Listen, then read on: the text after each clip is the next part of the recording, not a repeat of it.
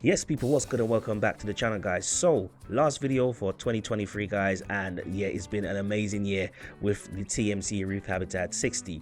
Now, as you can see, the tank down here is doing really amazingly. Yeah, the clam on your right hand side of the screen, yeah, it's really growing and it's suckling that alkalinity. Also, the jelly bean, which is to the left of that, thanks Kurt for hooking that up, mate, respect. It's doing well, growing really nicely, and yeah, just the colors in general are really popping. Now, guys, what I have been doing as of late, I don't know if you guys do this, I am dosing phytoplankton into my tank, and I'm not even measuring how much. I'm just literally just pouring some in every single day just before the lights come on. Okay, so the phytoplankton I use is this bad boy here. So it's can you see that is the Colombo live phytoplankton. Now this is from Maidenhead. It's about, I think it's £8.89, just about £9, and it's about 250 ml, and this thing has just lasted. And something to note about phytoplankton, yeah, you can buy it online and everything else, but just ensure that you get it from someone that's reputable. Someone did say to me that you can add nutrients to your system. I'm not too sure. I'll tell you what I know, what I've realized, it actually absorbs the nutrients, and the nutrients get taken out by the organisms within your system. Possibly if your phytoplankton is dead, it might cause some adverse reactions to your system. I don't know. What I've noticed with this Colombo Life like phytoplankton is nanochlorosis. Yeah, big word. Yeah, so very good stuff. Yeah, got it from Maidenhead. Yeah, that was about £8.90, so £9. Yeah, 250 ml roughly, I believe. And yeah, it's amazing. Now with phytoplankton, you must always ensure you give it a good shake. And the way you know your phytoplankton is live, it will be a green color like this. Obviously, if it's separating, you know that the phytoplankton, you need to kind of like get rid of it. Yeah, and if it's actually separated or it settles at the bottom, yeah, it's not good. You shouldn't put that into your system at all.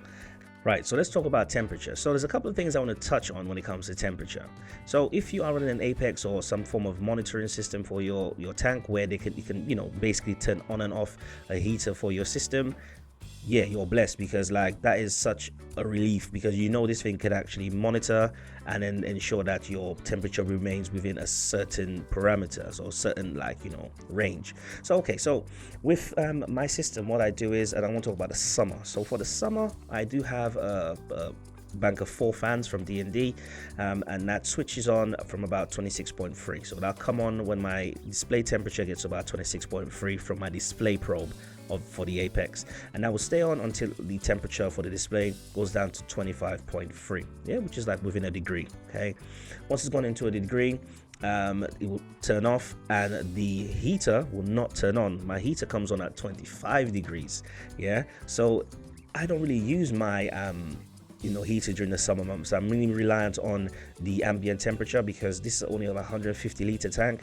I'll tell you what, during summer this year, summer 2023, that week we had of that unbearable heat, my heater came on probably once, and that was during a water change because the water was too cold. So during the summer months, I have a controller that controls a fan to ensure that the heater or the temperature for my system remains within the recommended or my range for my inhabitants.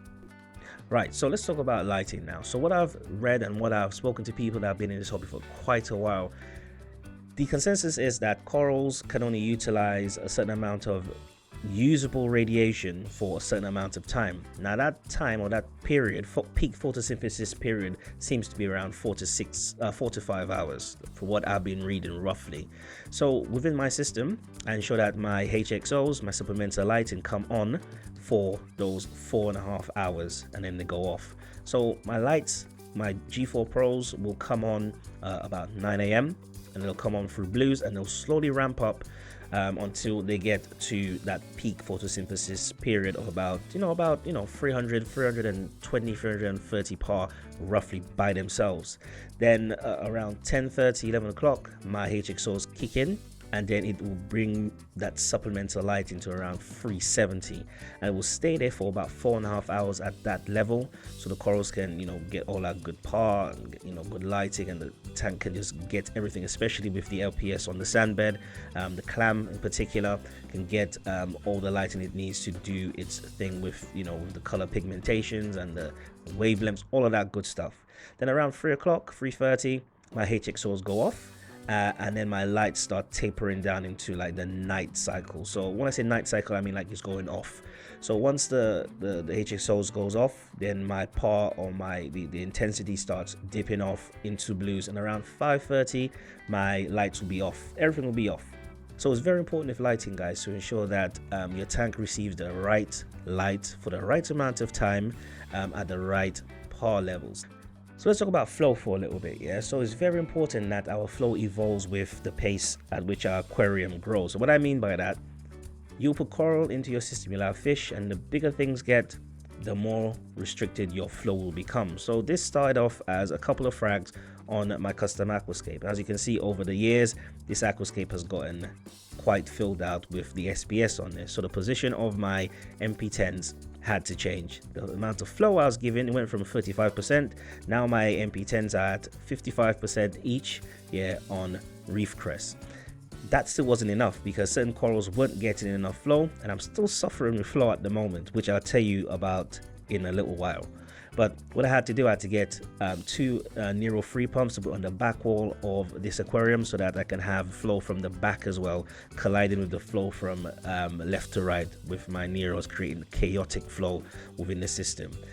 But everything's on random, so Reef crest for my MP10s and then random mode for my Neros. The Neros go peak at 50 and the lowest speed will go at 30, between 30 and 50 for the random flow. And you can see that the Gonny on the top right or the lower right hand corner of the tank doing amazingly, loving the flow in this system. And this Gonny started as a 1-inch frag that was about to die in the Pico, and about a year later, look at the size of it, look at the size of the clam, and look at the size of that micromuciladoensis. They're looking really snazzy, guys, just from good flow, good lighting, feeding and holding good water parameters.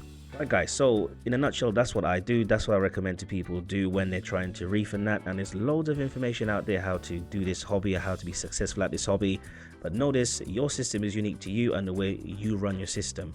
Every bit of knowledge that you put into your life or your system, trying to run it a certain way, may not always work. Just ensure you take your time, you sit back, and you see how you can apply the tips and tricks as given to everyone in the forums, so that your system can be as healthy as possible. Just start slowly, ensure that you follow a product or a method all the way through, so that you can ensure that you've proven it works or proven it doesn't work, so they can move on to the next. There's no point you starting something and halfway through not knowing if it was successful, moving to something else, right? Next thing I want to do for this system sometime next year is probably get myself 2 AI gyres on there. I think it's the Orbit 2s I'm after. So that's the aim, get rid of all 4 pumps on there.